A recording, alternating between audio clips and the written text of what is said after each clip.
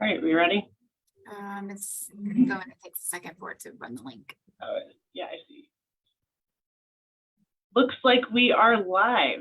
Hi, everybody. This is Sarah Comfer. I am the Public Policy and Advocacy Director at McCoy. With us today is Samantha Bresnahan with ACLU of Indiana. And so she wanted to talk to us and also talk to all of you to kind of let us know about voting in this year's elections, and that, talk about all sorts of different situations where people might be confused as to whether or not they are able to vote. So Samantha, I will let you take it from here. Thanks for coming. Thank you so much for having me, and I'm so excited to talk to you all about voting rights today.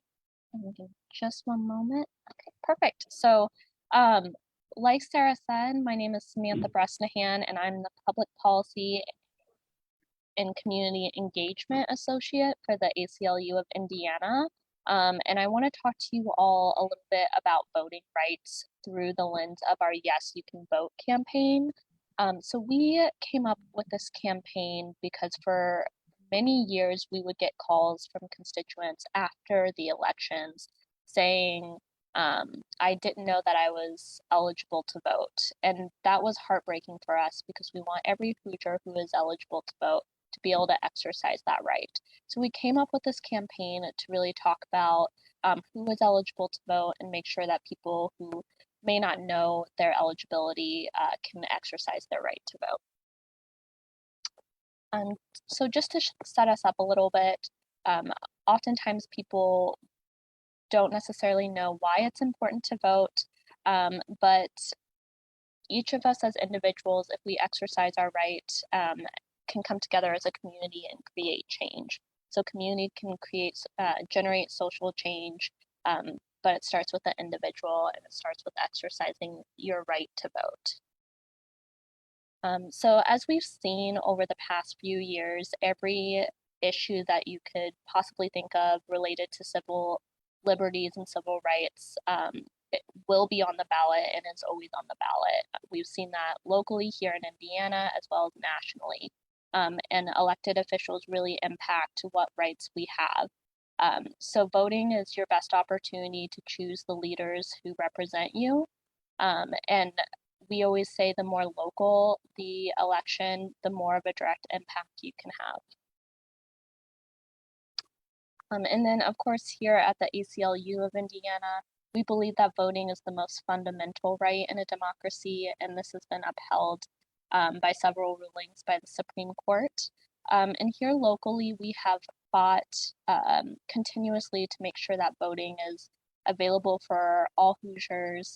We've fought back against some different bills to try to make voting more difficult, including an effort to try to make people prove their citizenship before voting, provide documentation, as well as voter purge laws.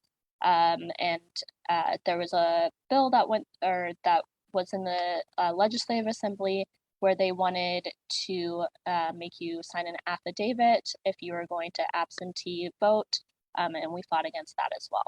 So we fight locally as well as on the national level against bad voter bills. All right, let's talk a little bit about your right to vote in Indiana. So you have the right to vote if you are both a U.S. citizen and a resident of Indiana.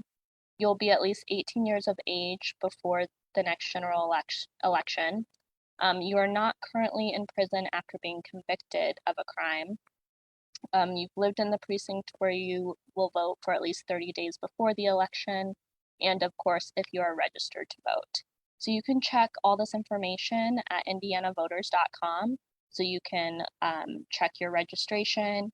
You can also look at your ballot before going to vote and locate your polling locations as well. All right, so let's talk about some groups of Hoosiers who may not know that they're eligible to vote. So Indiana is one of 24 states, including DC, where your right to vote is automatically restored after you leave prison if you're serving time for a crime. So if you are previously incarcerated, you have the right to vote. if you're on probation, home detention. Another thing to know is that if you are awaiting trial, so if you haven't been convicted of a crime and you're awaiting trial in jail, you also have the right to vote, and then in a variety of community corrections programs as well. Transgender Hoosiers absolutely have the right to vote, even if your gender does not match what is on your government issued ID. So you must register with a name that is listed on your ID, but the gender does not have to match. College students are able to register either where they are going to college or where they live when they are not attending college. And then also, so just to know for the future that if you will turn 18 by election day, but you're not 18 on the registration deadline, you can register as long as you'll be 18 by election day.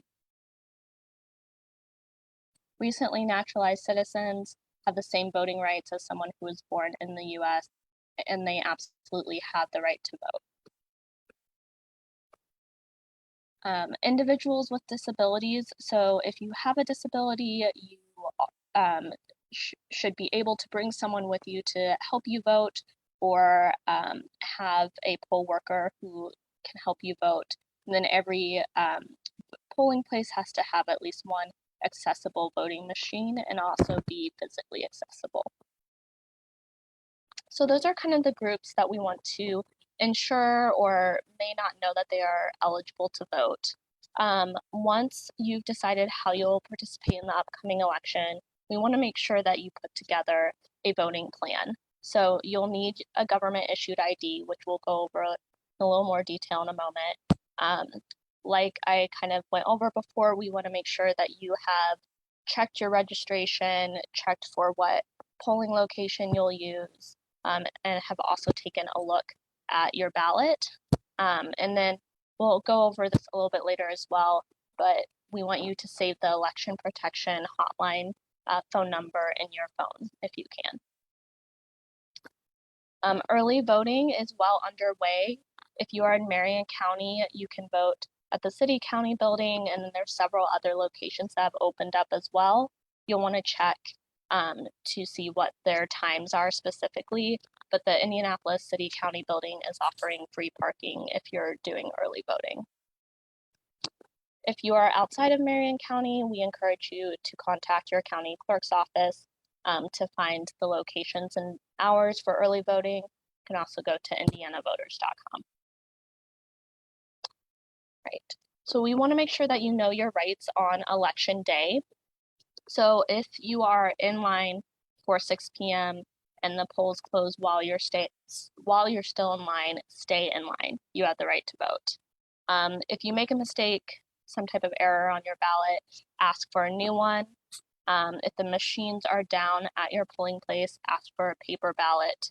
And if you run into any problems whatsoever, call the election protection hotline, which is 1-866-OUR-VOTE. Right. So voter intimidation can happen. You might think it can look like aggressive questioning about your voting qualifications, people pretending to be election officials, false information about voting requirements, or harassment. So the number to call if something like this happens, or if you see something like this happening, is 1-866-OUR-VOTE. That's the election protection hotline. You must bring a government issued ID to be able to vote. So on voting day or when you do early voting, you need to bring your ID with you. So it needs to have your name, a photo, and an expiration date, unless it's a military ID, in which case it doesn't have to have an expiration date. Your driver's license can work for this, a US government identification, a student ID if it's from a public institution and has the name, photograph, and expiration date. If you don't have any of those, you can also apply for a free photo ID at the BMV. And even if you need to apply for that now, they will give you a temporary ID and you can use that for voting. If you want to share a photo of your ballot on social media, you absolutely have the right to do so. In 2015, we fought a law that would have made it a level 6 felony to take a photo of your ballot, but we won the lawsuit, so you are welcome to take a photo of your ballot, share it on social media, and we'd love it if you would tag us. Right. And then, of course, after voting, we hope that you do not stop advocating and participating in the political process. There's several different ways that you can do this. So if you want to follow what's going on during legislative session here in Indiana, you can go to iga.in.gov. They will stream the actual session as well as committee meetings. There's a federal version of this, congress.gov. And then, of course, if you want to keep track of issues, you can go to aclu-in.org, and we have a lot of advocacy toolkits. We'll also be tracking legislation around the issues that we work on and keeping everyone updated on civil liberties during legislative session. All right, that's all I have, so I can take any questions.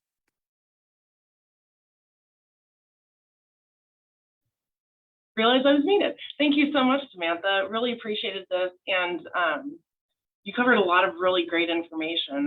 I kept thinking of questions, then you answered them. So, but yeah, I guess, well, it's November 1st right now. We are a week out from the election. Who are, I guess, some of the people that people should be prepared to see on their ballots? Like what different positions are kind of up for election or re-election this year? Yeah, so you'll see some state senate seats as well as some House seats. You'll also see, I believe, the prosecutor as well as the Secretary of State. So quite a few different positions that will be on your ballot. And something I really want to emphasize with everyone is check your ballot before you go so that you can research the candidates and make sure that they align with your values. I think oftentimes people show up on election day and there's a lot of names on their ballot that they've never heard of. But you can check the candidates at indianavoters.com and do some research to make sure you're voting for people who you align with. Yeah, thanks. And I actually already voted, so I voted early this year. That's what I normally try and do. And I guess I'll just do another plug too for, I was able to research the candidates on my ballot using vote411.org. So that's a really good way too, where you can plug in your address, and then basically it shows you all of the different positions that are going to be up for it. So just so our followers have, that, or as Samantha said, what was it, indianavoters.com? Yes. Okay. Yeah. Great. And what other kind of information can people look up at indianavoters.com?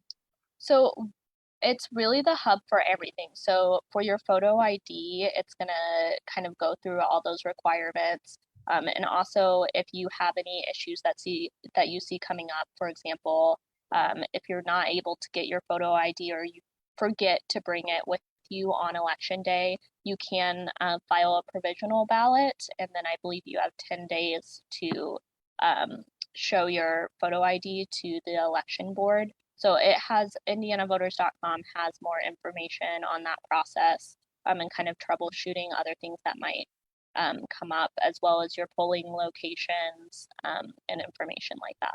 Yeah, thank you. All right, well, I think that's the only questions that I have, and I don't think any questions came up into the chat. But yeah, thank you so much, Samantha. This is all really helpful information, and we're really excited to share it with our network. And we appreciate you taking the time to talk to us today. Thanks for having me.